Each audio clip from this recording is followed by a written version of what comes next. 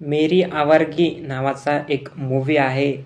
एक आपण म्हणायचं गेलं तर साऊथ इंडियन मूव्ही आहे, जो की हिंदी डबमध्ये जर तुम्हाला बघायचा असेल तर यूट्यूबवरती अवेलेबल आहे.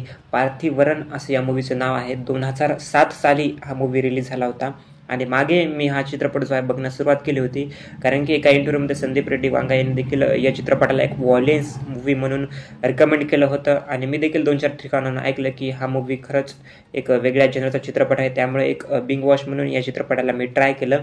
तर कसा आहे हा चित्रपट, हे आपण या व्हिडिओमध्ये जे आहे ते पाहूयात. तर सिंपल एक रॉ रोमॅन्टिक कथा आहे मी असं म्हणेल. या चित्रपटामध्ये दोनच मेन कॅरेक्टर्स आहेत, म्हणजे बाकीचे मेन कॅरेक्टर्स आहेत. पण सिंपल जर कथा सांगायला गेली तर मेन जे ॲक्टर आहेत आणि ॲक्ट्रेसेस आहेत हे दोघं लहानपणीपासून सोबत राहतात. लहानपणी ॲक्ट्रेस ज्या आहेत त्यांना जो मेन लीड ॲक्टर आहे तो आवडत नसतो, परंतु एका इन्सिडेंटमध्ये जेव्हा हिरो तिची एक आपण म्हणायचं गेलं तर जीवन वाचवतो, त्यानंतर त्याला हिरो जे आहे ते आवडायला लागतो.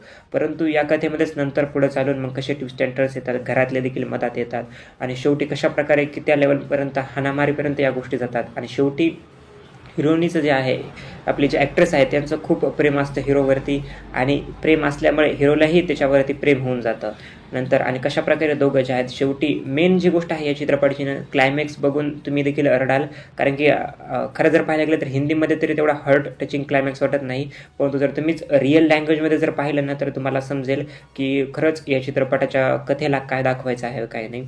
कारण की शेवटीचा आता क्लायमॅक्स तर मी तुम्हाला सांगणार नाही, तुम्ही जर बघाल तर तुम्हाला समजून जाईल की क्लायमॅक्स काय आहे व काय नाही.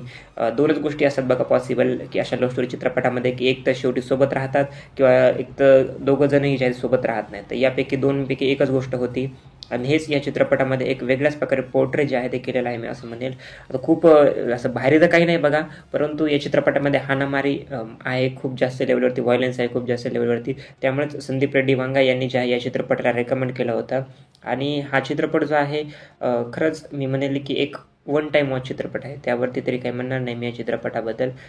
त्यामुळे नक्कीच तुम्हाला जर बघायचं असेल तर तुम्ही हा चित्रपट एकदा बघा आणि तुम्हालाही चित्रपट कसा वाटतो व कसा नाही, नक्की तुमचे मतही मला कमेंट सेक्शनमध्ये सांगू शकता. थँक्यू. आणि नक्कीच सध्याची जी पिढी आहे ती अशाच टाईपच्या गोष्टीमध्ये अटकलेली आहे. माझा मित्र देखील आहे, मी आता बाकीच्या गोष्टी सांगणार नाही, नाव घेणार नाही त्याचं, परंतु तेही अशाच प्रकारच्या गोष्टीमध्ये अटकलेलं आहे.